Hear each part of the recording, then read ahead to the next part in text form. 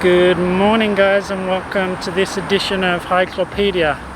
Now, the idea for today's video came from an off-the-cuff remark that I made during my round island walk.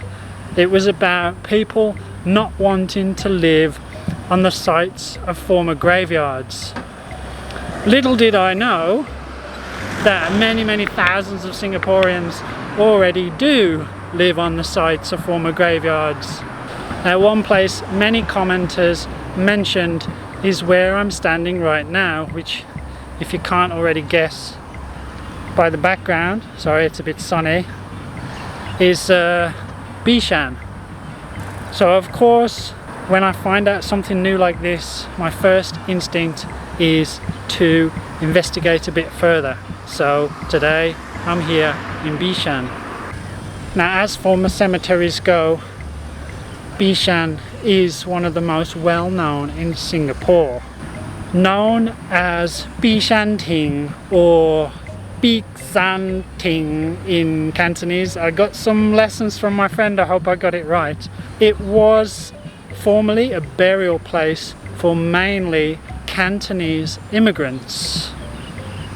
Believe it or not, I'm looking at my phone here because I can't remember all this line. And was known as the Guang Hui Jiao Bishan Theng. Sorry, that's Mandarin, I know. After the three regions of Guangdong where most of the people buried there came from. Now, for younger people and relative newcomers to Singapore like me, it's hard to believe that just around 40 years ago all this area was home to a massive sprawling graveyard that housed around 100,000 tombs. Now, they were spread across 13 burial hills on land equivalent to around 180 football fields, or that there were villages or kampongs in amongst the tombs that where the people who serviced or worked in the funeral industry lived. All that changed starting in the late 1970s when the graves were exhumed and the area was redeveloped into what we know today, Bishan town. But it wasn't all smooth sailing, as only around half of the graves were exhumed, meaning there were about 50,000 tombs left unclaimed. Now, according to what I've read online, the remaining graves were then exhumed and cremated en masse before being buried at sea. And while most of the land was given over to housing, as you can see in the background, and infrastructure development, for example the MRT over there, around 8 acres were reserved for the construction of a Columbarium, because, you know, people don't stop dying and they need to be laid to rest somewhere. Nowadays, however, people are no longer buried simply because Singapore doesn't have enough room for graves. So their ashes are usually put inside an urn and then interred at this place, the new Bishan Theng. You like my new threads? I've had it for a while, but I haven't worn it yet because it's actually merino wool and it's kind of for cooler weather. And as the weather's been really cool the last week or so, I thought I'd give it a try out today. But of course, it's bloody hot today, so I'm already sweating to death, and it's only 8:30, so I might have to change to my cooler one a bit later. But tell me what you think. Like or no like?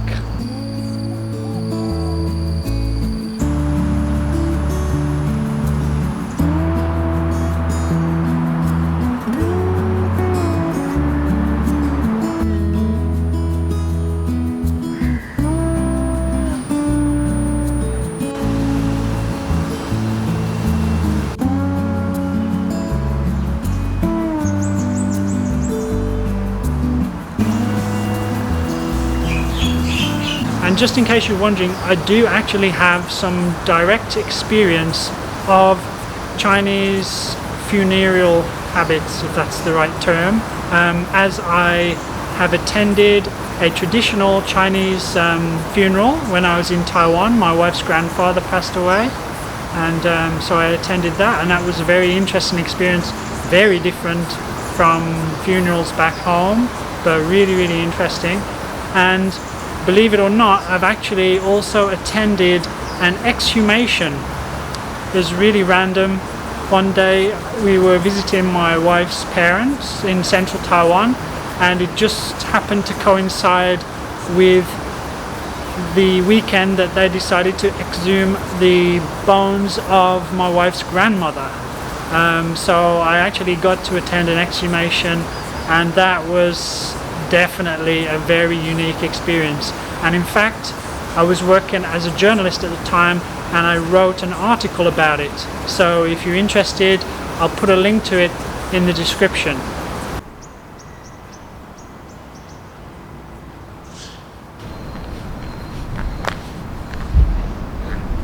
Oh, that was pretty cool.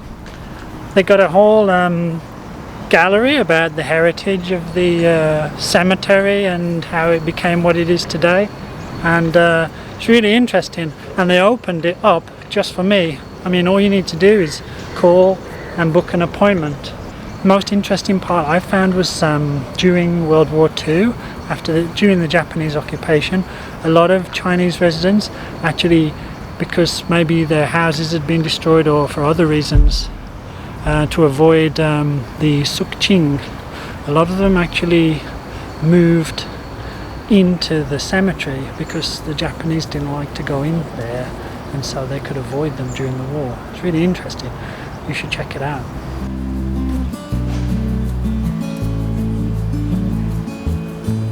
Really enjoyed that. Learned pretty much all you could ever learn about Bishan and the former burial grounds. It's only 10:30, but I'm really hungry already, so I'm gonna head over to Dua Payo to get some food before heading on to my next destination, which I'll tell you about when we get there.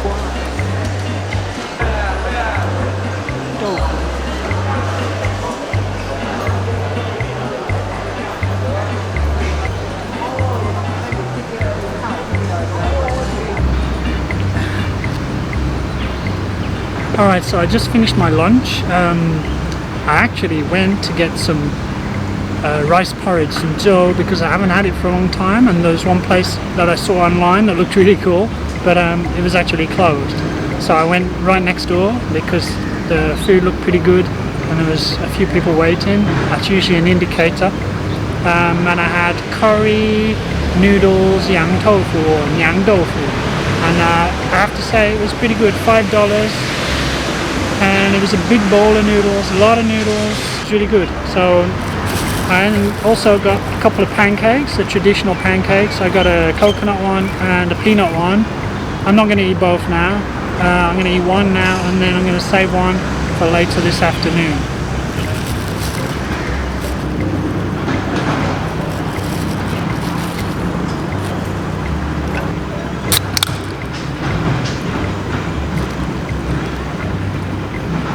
You may be wondering why I'm drinking this. It's because it's basically the only cold canned drink that you can get that isn't full of sugar. So cheers.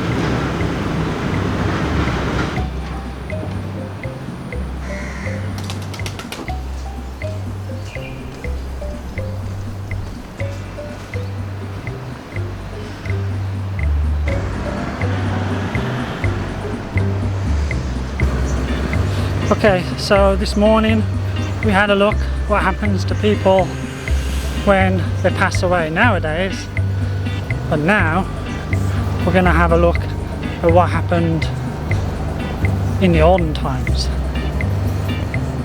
Let's go.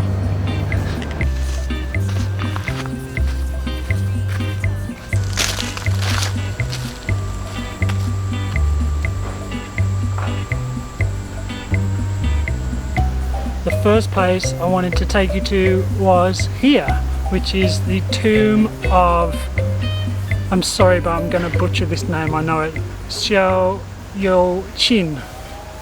a 19th century businessman, philanthropist and a prominent member of the Chinese community. He was known as the King of Pepper and Gambia because of the size of his former plantations. The tomb is located along Thompson Road on land that once belonged to him. Now, strangely enough, for someone who was once so well known and so prominent in Singapore society, his grave lay hidden for many years and was only rediscovered in 2013. Although I'm not sure how much longer it's going to be around, because there's construction going around on all sides of this hill. And yes, before you ask, I'm not trespassing, because I actually contacted a member of the family to ask for permission, and they said that it's okay for people to come and have a look. Now, what's also interesting about this tomb is that they also have a smaller tomb just below on the hill, and this one, using my superb Chinese skills, is for the Tu Di Gong or Tu Di Shen, the land god. So I'm guessing this is, okay, I don't know, this is some kind of protection for the main tomb behind it, and I guess that's something that only very wealthy people could afford. If I'm wrong, please let me know in the comments, because I'm always open to learn new things.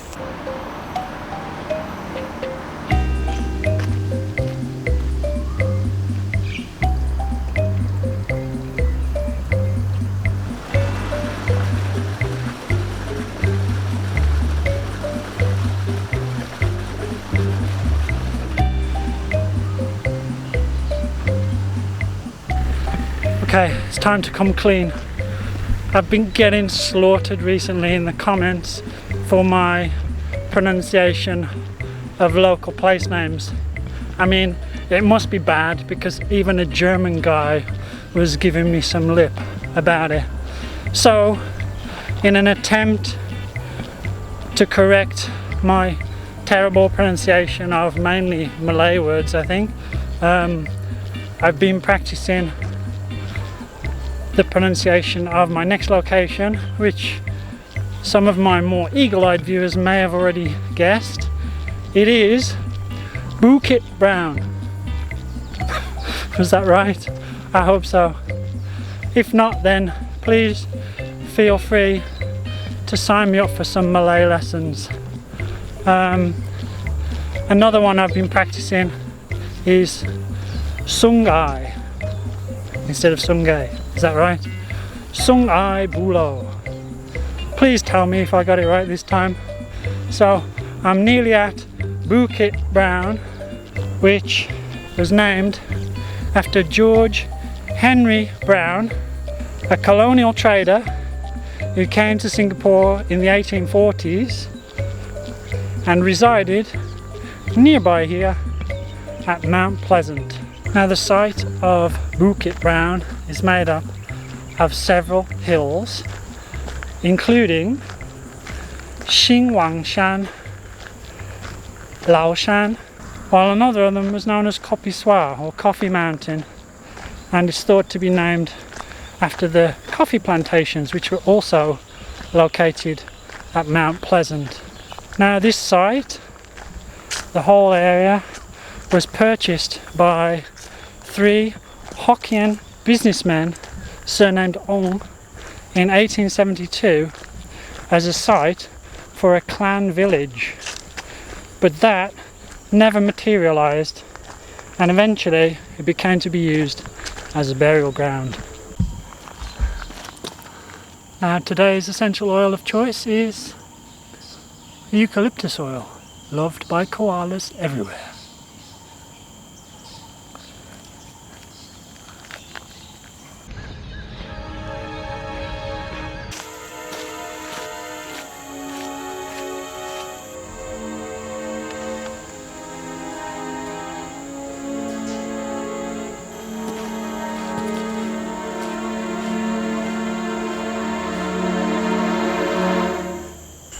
Now, part of this site was acquired by the government in the 1920s as it needed more space for graves.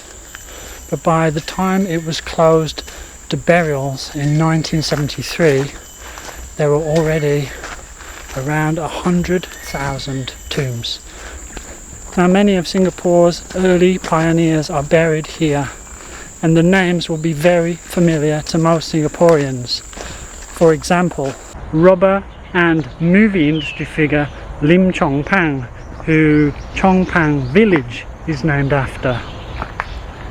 Chu Ju Chat, who I talked about in part 2 of my former East Coast video, which you can see there. Businessman and landowner Chu Boon Lay or Zhou Wen Li, I don't know, anyway, who Boon Lay New Town is named after. Also buried here is multimillionaire businessman, former rubber plantation owner and co-founder of Nanyang University, Tan Lak Xiao. Mandarin, it's Qian Liu Shi. Now, he's supposed to be buried here, although I couldn't find any mention of his grave on any of the maps or research that I did. I'm wondering if it's anything to do with his controversial past. Now, it's a bit too detailed to go into here, but look it up. And I'm just wondering if any of you guys know whether that is the case, or if there's any other reason why his tomb is not mentioned in any of the articles about this place, because he's just as famous as all the other guys, if not more so. So I'm kind of curious as to why there's no official mentions of him.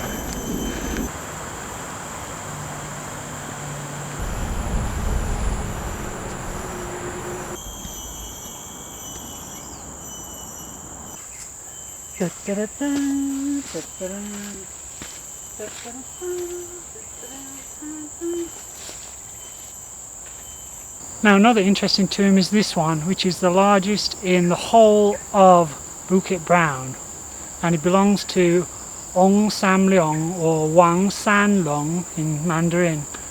Now, he was a businessman who was involved in many sectors, including land ownership, lumber, and the one I find most interesting, providing labour to the phosphate mines of the Christmas Islands. I guess that's how you made your money in those days.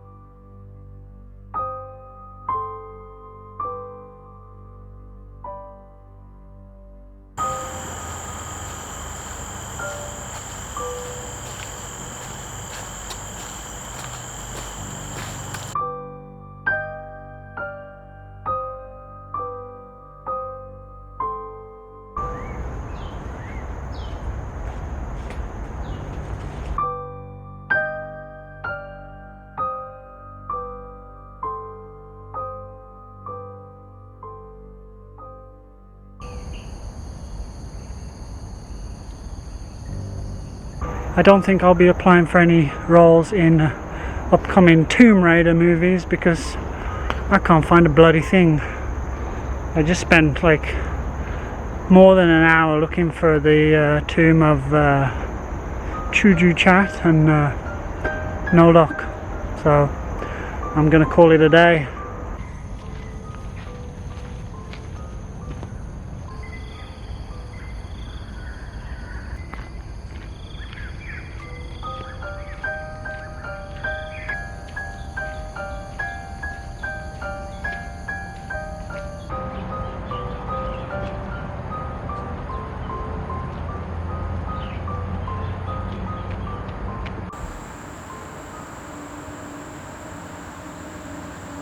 I'm approaching the entrance / exit, and if you do come here, then I would suggest not copying me and trying to find everything on your own.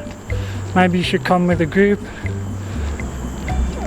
some tour guide who actually knows what he's doing, or somebody with a bit of local knowledge, unless you want to have an afternoon of disappointment like I did.